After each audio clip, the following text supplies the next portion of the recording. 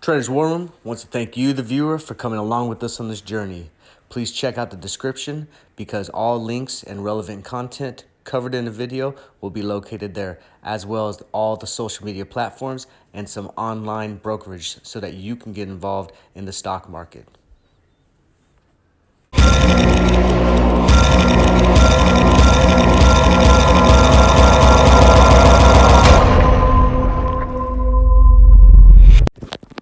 Traders War Room wants to remind the viewer that all content on this channel is for education and entertainment purposes only. You are responsible for every move you make within the stock market. Tread cautiously and tread carefully, but have fun and go to war. All right, team, hey, welcome back. Listen, real quick before we get started, we are on our journey to 500 team members on Facebook. So I need you to join that group. If you have Facebook, come with us and join us on this mission. Listen, at the end, if we make 500 by the end of May, I'm going to have a random drawing with all the team members. I'm going to do a live stream and I'm going to give out some party favors, okay? Could be a t-shirt, a TWR t-shirt, could be some gift cards. It's going to be something cool, and it's just a real thank you for the support that we have from the community. But right now, let's get into it with the Buzz Report. Let's talk about what's hot and what's not in the stock market. Let's go. So much needed in the marketplace. You see green across the board, and the bond yields aren't raised or elevated as much as they have been in the past. So not too bad closing out the week.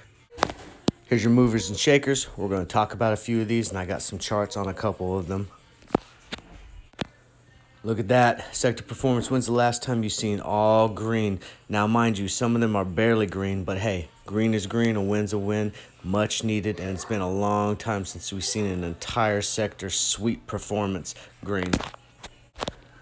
Here's your futures. Now, futures on the weekend are kind of hit or miss, so don't really pay too much attention to it. However, it can give you an idea, a glimpse into the future, potentially what could come, at least market sentiment towards next week.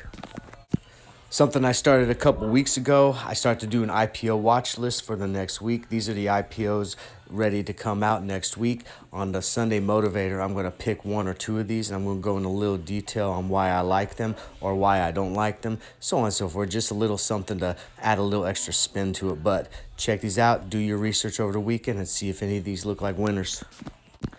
All right, and your top story around the market, you couldn't get anywhere without seeing Elon Musk and Saturday Night Live, all right? There's supposed to be some parodies of him and Dogecoin, so on and so forth. Expect Doge to be highly volatile over this weekend, especially since he's doing a Saturday Night Live, and we'll see if he pumps up Doge at Saturday Night Live. Expect this thing to go through the roof, but a lot of volatility. I'm going to be paying attention to my portfolio this weekend, and I'm interested to see what Saturday Night Live brings and how he does.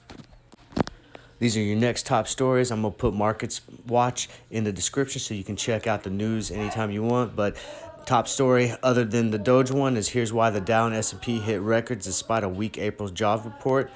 Basically going into explaining why there's still a bullish sentiment even though they didn't hit as many jobs as they wanted to in April or as expected.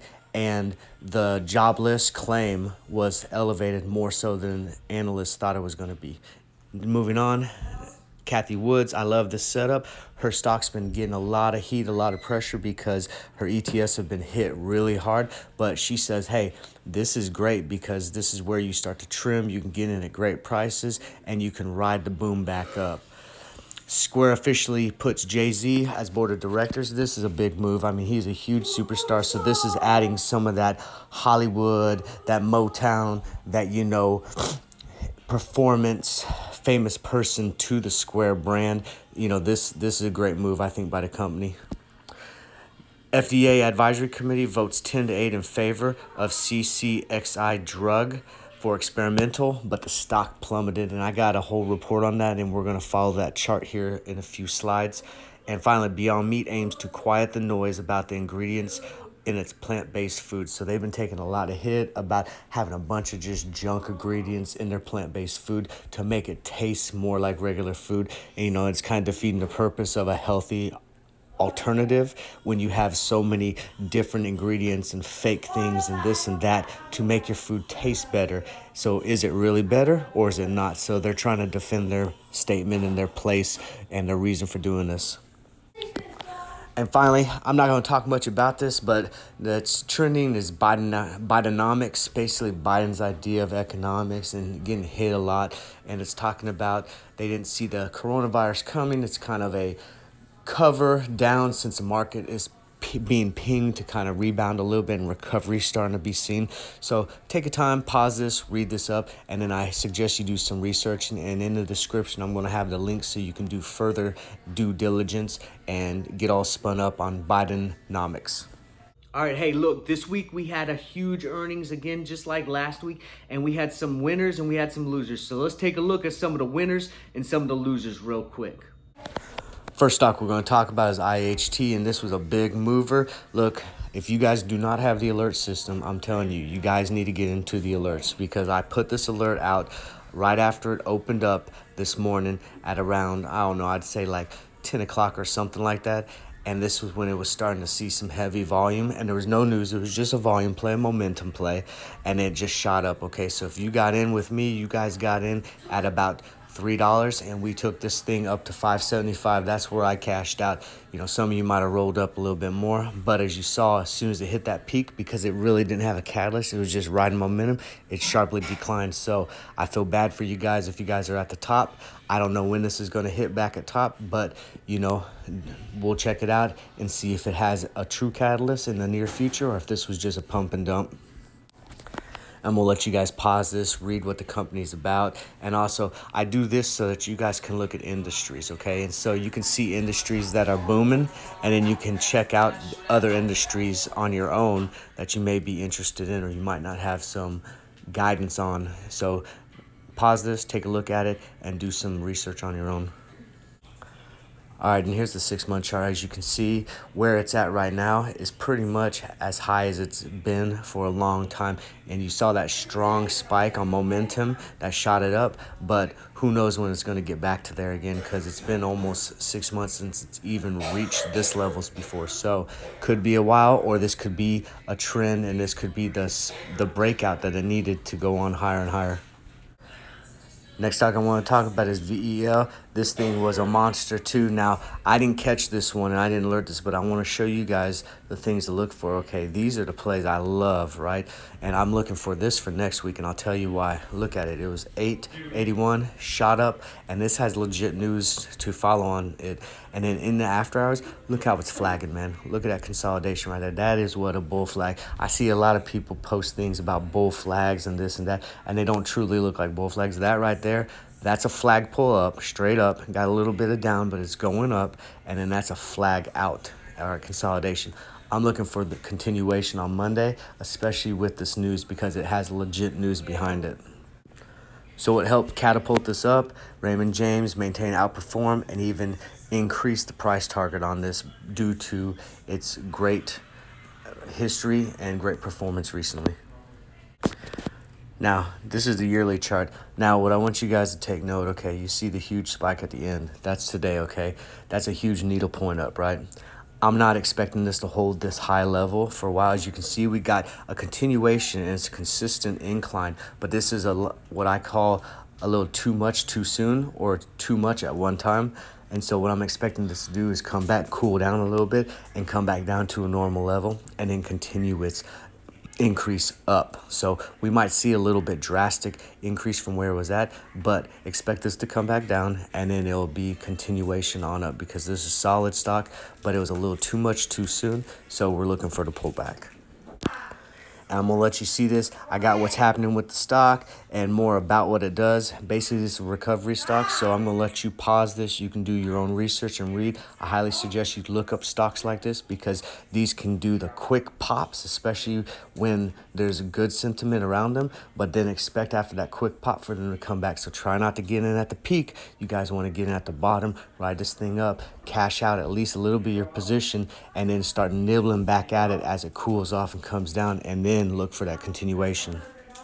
and some of our losers. So this is that one I was talking about, the CCXI, right? So you see that it was at $29, and man, it just tanked, all right? And it mainly tanked and it doesn't have much volume, right? It had some volume today, but it didn't have much volume when it tanked the other day. But I want you guys to understand that this stock was like an $80 stock, just a few months ago. So this is a significant tank. And I really got my eye on this one because you see it start consolidating at the bottom at the 955 area and then ending at the 1085 in the after hours. This got my eye for Monday because I'm looking for that bounce back, looking for maybe possibly pop back up into the $12 to $15 range as it continues on up. And I wanted to share this with you as well. Look at these analyst ratings, 70, 88, $120. And this is within 12 months. So by the end of the year, this stock should be around this range. Now just imagine you get in here at the $10 range and this thing finishes at say $80, right? That's 8 times your money right there. That's a come up. I like those odds. And I'm thinking about if this can maintain where it's at and doesn't drastically pull up in pre-market on Monday, man, I'm going to hop in pretty deep on this one and probably just let it do its thing and take a little bit of time, of course. It'll be a long hold, but ride this into the sunset and come out a winner on the end. So here's why the stock plummeted, right? I want you guys to kind of pause this, take a minute to read this. This is what happens when you get into these biotech and these pharmaceutical companies. Okay, one bad report or a thing that was supposed to be unanimous to skyrocket this thing wasn't unanimous. These can send these things down, but this still wasn't a bad report from a medical standpoint. It was just it got people out of that bullish sentiment and put them a little bearish, and so they were going to secure profits in case people started tanking it and pulling out of it because it wasn't a unanimous vote.